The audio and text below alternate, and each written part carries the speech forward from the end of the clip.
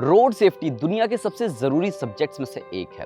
साल 2023 में भारत के रोड एक्सीडेंट्स में करीब 11.6% की बढ़ोतरी हुई है। इंडिया के रोड इंफ्रास्ट्रक्चर में भी सुधार आया है और आजकल की गाड़ियों में आधुनिक रोड सेफ्टी फीचर्स आ चुके हैं। सरकार ने भी रोड सेफ्टी को लेकर कई सारे कदम उठाए हैं और उन रूल्स को कैसे फॉलो किया जाए, हमारी सड़कों को और ज्यादा सुरक्षित कैसे बनाया जाए, उसके लिए हम सबको जागरूकता फैलाने की जरूरत है।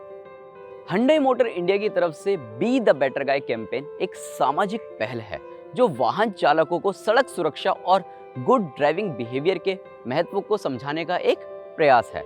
इस पहल का मुख्य उद्देश्य सड़क दुर्घटनाओं को कम करना और साथ ही सड़कों पर सेफ ड्राइविंग को बढ़ावा देना है। पिछले साल हमने नोएडा के आरटीओ में नए और मौजूदा वाहन चालकों को यातायात नियमों और सचेतक चिन्ह के बारे में बताया और साथ ही नए वाहन चालकों का ड्राइविंग टेस्ट भी लिया। आइए देखते हैं पिछले साल की एक झलक।